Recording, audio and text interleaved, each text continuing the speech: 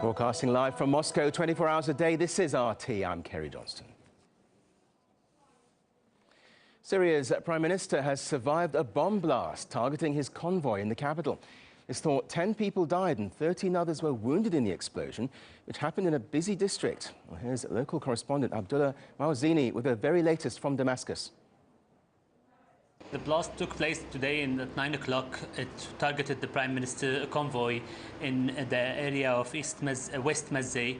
It was a bomb that was attached to a BMW Black that was parked 2 days ago in the way where the convoy usually goes from his house to his office. Usually the convoy goes from different routes every day, but this time the driver chose this way unintentionally. The place led to the killing of one of his bodyguard. That place took place near a kindergarten and a school, and thanks God this happened where the children were inside, so only 2 of them were injured. This place, as it's in its technique and its way, it's very close to what's usually Jabhat al-Nusra, which is a part of the al-Qaeda group, usually does in Damascus, and how they usually do their bombing. Well, joining us live now is Ammar Waqqaf, a London-based member of the Syrian Social Club, which campaigns for peaceful reform. Thanks for joining us. What do you make of the latest rebel tactics in their fight against pro-Assad forces? Well, hello. What we've seen in the past few weeks, really, is certain advances made by the Syrian army in areas around Damascus, encircling the rebels in areas west of Homs near the Lebanese border. And probably had the Prime Minister didn't, or probably had the Prime Minister been assassinated today, that would have given those rebels a large boost of morale.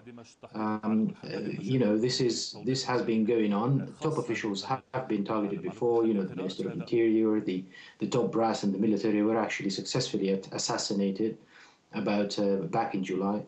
And the tactics have always been there. You know, let's get rid of top officials of the Syrian government, and let's give some people on the ground morale to continue to fight against the Syrian army and Syrian government. You mentioned these things that happened before, and some of these tactics seem to be trademarks of Islamist radicals fighting alongside the Syrian rebels. Just how big is the role of extremists, do you think, in the conflict? Well, since the video that was issued by Ayman al-Zawahiri in July 2011, only a few months into the crisis, calling for jihad and calling for providing aid to the brethren in Syria against the tyrant, in a sense, quote unquote, there have been many attacks. The first suicide bomb took place only 5 months after that specific call. That specific call in July 2011 wasn't taken seriously by the international community, and indeed the first few suicide bombs killing lots of civilians, lots of people, were, there was some finger pointing at the regime being complicit and so on and so forth, up until Jabhat al-Nusra, the known affiliate of al-Qaeda now, started to take responsibility of such attacks. Now, these people have their own agenda. This is not about, forming a democracy in Syria or having any simple reform or a progressive state. This is about having a state where they have Islamic rule, Sharia rule, and paving the way for spreading that across the borders to other areas in the Middle East and possibly in Europe. These people are gaining ground every day. Now, let us remind ourselves that there are certain Western countries that support those people.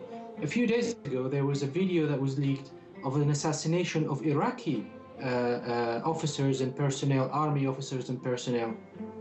And in that video, we had suppressed guns being used, we had night vision goggles being used, and all showed up in the video. And we know that the Western governments are supposedly supplying those things to the Syrian rebels. And this could show really that dealing with such elements, extreme elements, you can never guarantee that these things are not going to cross border to neighboring countries or even into Europe. And tell us about, these allegations that, America and Britain are increasingly suggesting that chemical weapons might be used. Is this possibly a context for a future military action, even though it hasn't been proven? Well, the Syrian ambassador to the UN, Dr. Bashar Jafari, did point out that probably, or most probably, this is a prelude for pushing the UN to sending like an inspector team, just like the Hans Blix team, and so on and so forth, into Iraq pre-2003, which would be a prelude, for interpreting and misinterpreting their findings and going in there. But what we see on the ground is that actually there is increased evidence that the rebels are again using chemical weapons. Not only a few weeks ago in Khan al-Assal, chemical weapons were used, and evidently the Syrian government did ask the UN to come and investigate. But actually a few days ago as well, in the neighborhood of Barzeh, outskirts of Damascus, where I actually used to live, there was an attack on an army post with chemical weapons, and about 13 people were killed.